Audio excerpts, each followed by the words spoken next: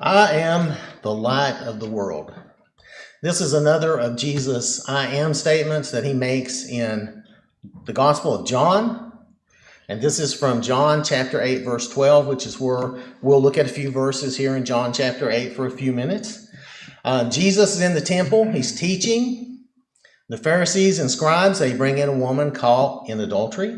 And after that situation, Jesus says this in John chapter 8, verse 12. Then Jesus spoke to them again, saying, I am the light of the world. He who follows me shall not walk in darkness, but have the light of life.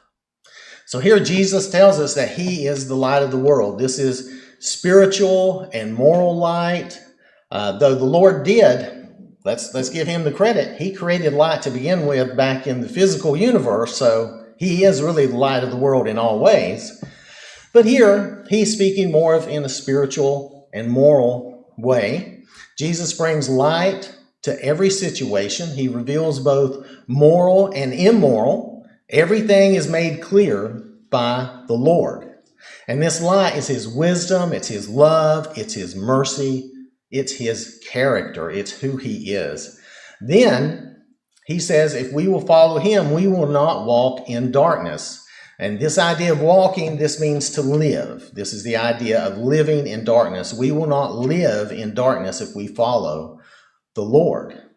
And this darkness that he's referring to, this is the darkness of ignorance, of not knowing the Lord. It's confusion, it's sin, it's evil, it's immorality. It's all these things that are bad for us in our hearts. Because our heart is going to be filled with something. It's going to be filled with the Lord's light, or it's going to be filled with darkness.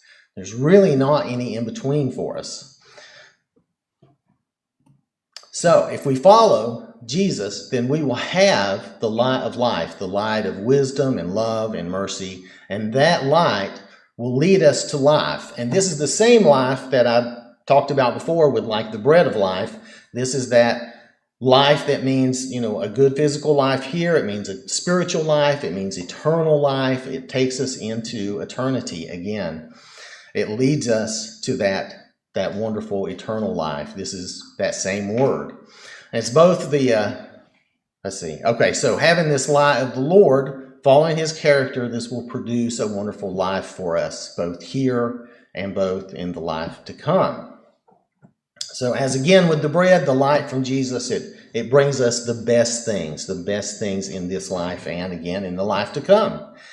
We will not be confused or deceived. We will see clearly. That's the whole idea that he's making this idea of the light.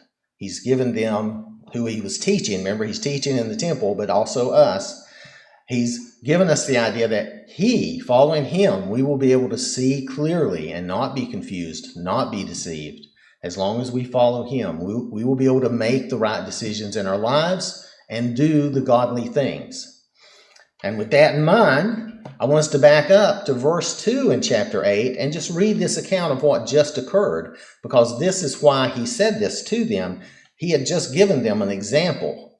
So John chapter 8, verses 2 through, we're actually going to read down through 8. Now early in the morning he came again into the temple, and all the people came to him, and he sat down and taught them. Then the scribes and Pharisees brought to him a woman caught in adultery, and when they had set her in the midst, they said to him, Teacher, this woman was caught in adultery, in the very act. Now Moses in the law commanded us that such should be stoned. But what do you say? This they said, testing him, that they might have something of which to accuse him. But Jesus stooped down and wrote on the ground with his finger, as though he did not hear. So when they continued asking him, he raised himself up and said to them, He who is without sin among you, let him throw a stone at her first. Or I think the way we think of it is more from the King James Version, where it says, throw the first stone, right? But again, he stooped down and wrote on the ground. Now here Jesus is shining his light on this matter, and it sometimes it may seem odd to us, but he's using his wisdom and his mercy. He gave them an answer that would make an honest person examine themselves. And you'll notice at first he really ignored them, kind of ignoring them. You might think about it when you come to somebody like that and they ignore you, it kind of puts you off a little bit. It kind of makes you think about what you're doing. And then he gives them this answer that really makes them examine themselves, right? So he shows in the answer he gives, he shows that we are not worthy of condemning another person. We just are not. None of us should be in that business of condemning another person. Instead, Jesus encourages compassion and forgiveness. He will judge when the time is right, as we've been studying our class. He will judge at the right time, at the appropriate time. Jesus will bring judgment. Now notice that Jesus convicted them so simply and easily. If we read this verse, then those who heard it, being convicted by their conscience, went out one by one, beginning with the oldest even to the last. And Jesus was left alone, and the woman standing in the midst. So his light revealed an unpleasant truth in themselves. They were also sinners. And it's probably truth they did not want to hear and truth they did not want to see. But it was truth they needed to see. And his light revealed that. And this is like so many of us. We want to see the truth in others. We don't always want to see it in ourselves. And I can be as guilty of that as anybody. I just, be honest. But these men were actually honest enough to see those faults and flaws, those wrong things in themselves, and walk away. So Jesus prevailed with wisdom and mercy and compassion. And then let's see one last thing in the next verses here. In verses 10 and 11. When Jesus had raised himself up and saw no one but the woman, he said to her, "Woman, where are those accusers of yours? Has no one condemned you?" She said, "No one, Lord." And Jesus said to her, "Neither do I condemn you. Go and sin no more." Notice that Jesus did not condone her sin. He didn't promote it, and he didn't tell her it's fine, just keep going and doing that. He didn't say it was okay. He said, go and sin no more. Many today, even Christians, think that we should condone sin, that we should promote certain sin as acceptable. We can't do that. Because Jesus is forgiving and compassionate and mercy, they kind of misunderstand.